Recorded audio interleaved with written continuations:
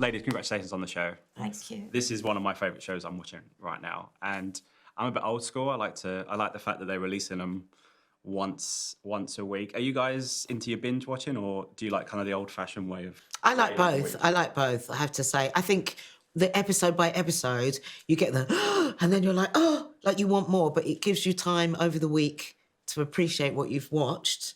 And then it's Wednesday or whatever, and the new one's out, and you're like, oh my God, it's Wednesday. So it's like, it's really good to have that. And of course, we both grew up where you had to wait a week. Yeah. Do you know what I mean? Yeah. You couldn't even if you had a video recorder, it wasn't guaranteed to, do you know what I mean? Yeah, and you weren't going to get the next one. You could only record the ones that you'd seen already. Yeah. So yeah, I think there's something to be said for episodic. It's great. I think when you're kicking something off, maybe showing 2 episodes at once is quite good, because sometimes it takes a couple to get you into it.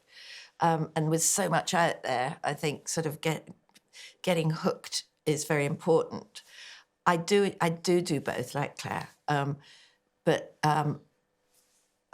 different shows I think work well if you binge them, and cliffhangers are better if you wait a week. And I think also just the idea of living in the atmosphere of something. It's like if you read a book slowly and it's by your bed and you kind of, for weeks, you're kind of in that world, rather than, if you read it overnight, it doesn't stay with you in the same way.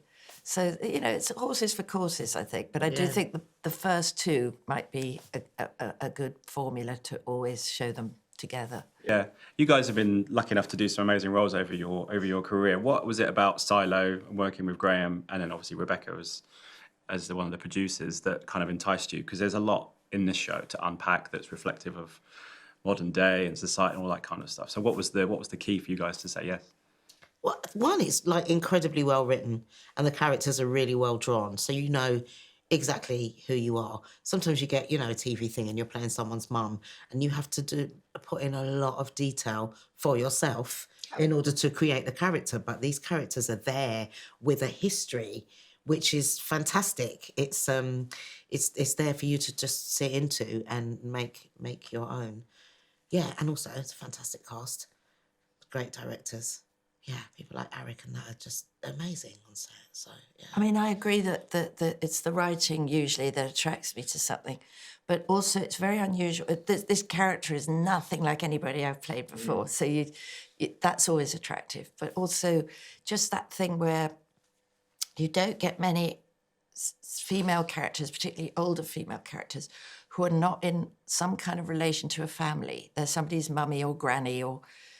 And this is like you're a person out there in the universe battling away in your little way, and that's very appealing, because that's how I think most people see themselves. You don't always see yourself, I'm so and so's wife or I'm so and so's mother. You're this whole universe of complication that, and there's room under the lines to put all that in there, like the best writing. And it's a astonishing world view that I wanted to be part of. Yeah, and working with Rebecca must be... Oh, sorry, I'll cut you off. I was just going to say, because they're both respected. So you've got the world of the Silo, and then you've got all the little worlds, and they're both in positions of responsibility and respected by the people that they work with, which is those characters, you don't often get them, like for older females. That's it's really great. Off of that, I was just going to ask you about working with Rebecca, because obviously she's the star of this, but she's kind of helped shepherd it to the screen, and she's one of the producers. What's it like working with her, not just as an actress, but as a producer who's so in love with the material that she's so keen to make sure it's done in the right way? And as I said earlier, I didn't even realise. Do you know what? I don't think I even realised until I was reading something for this day, and I was like, oh, Rebecca's like one of the producers. So that's great that she's so chilled and she's just on set like another one of the actors. She doesn't march around like she's a producer or act like she's got extra knowledge. So yeah, she's a really cool dude. She is a totally cool person. From the first day I met her, she was just adorable. Came right out to you and was friendly, and it creates a very good atmosphere. It trickles down from the top. There's no arsing around. It's all, let's get on with the work and let's have fun. She sort of sees the fun in it all. And she does some phenomenal stuff.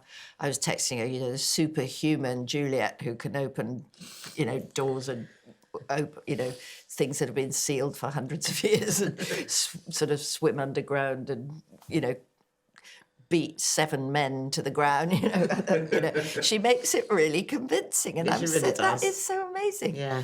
And all those different parts that she plays, like in season 1, like the love story bit, and I'm in it, and I was drawn right in. Yeah.